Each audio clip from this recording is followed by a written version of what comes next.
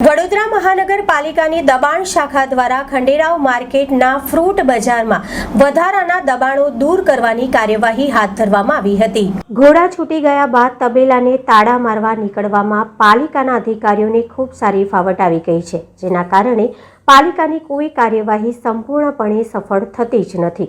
આજે વડોદરા મહાનગરપાલિકાની દબાણ શાખા દ્વારા ખંડેરાવ માર્કેટ નજીકના ફ્રૂટ બજારના વધારાના દબાણ દૂર કરવાની કાર્યવાહી હાથ ધરવામાં આવી હતી। જો કે દબાણ શાખા પહોંચે તે પહેલા જ લારી ધારકોને સંદેશો મળી જતા લારીઓ ખસેડી દેવામાં આવી હતી। આખરે દબાણ શાખાએ દેખાડા પૂરતી કામગીરી કરી સંતોષ માન્યો હતો। અત્રે ઉલ્લેખનીય છે કે દાયકાઓથી પાલિકાની વડી કચેરી પાસે આવેલા ફ્રૂટ બજારના આડેધડ દબાણો કાર્યરત છે। અનેક સત્તાધીશો આવ્યા અને ગયા છતાં પણ ખંડેરાવ માર્કેટ નજીકના દબાણો દૂર થતા નથી। સમગ્ર શહેરને સ્માર્ટ સિટી બનાવવાની વાત કરતા વડોદરા મહાનગરપાલિકાના સત્તાધીશો પાલિકાની કચેરીની આસપાસના વિસ્તારોને પણ સ્માર્ટ બનાવી શક્યા નથી, તેનું ઉત્તમ ઉદાહરણ અહીં જોવા મળે છે।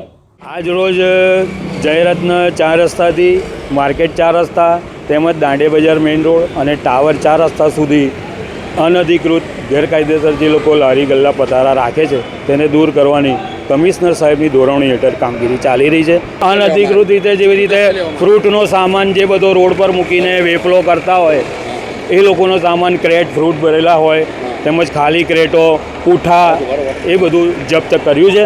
તેમજ એક 4 વ્હીલ ટેમ્પો આઈશર કરીને જે છે એ પણ જપ્ત કર્યો છે। જે રીતે વડોદરા મહાનગરપાલિકાની મુખ્ય કચેરી ખંડેરાવ માર્કેટ પાસે આવેલી છે, ત્યાં અનેક જાતના દબાણો થાય છે।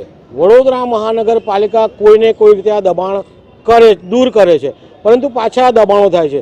જો અહીંના વોર્ડ ઓફિસર કે વહીવટી અધિકારી ચાર્જ વસૂલતા હોય તો દબાણો દૂર કરવાના જોઈએ, જો ચાર્જ ન વસૂલતા હોય તો દબાણો દૂર કરવા જોઈએ। પરંતુ આ વડોદરા મહાનગરપાલિકાની વહીવટી કચેરી છે, ત્યાં પાછળ બી જુઓ અને રોડ પર જુઓ અસંખ્ય દબાણો છે।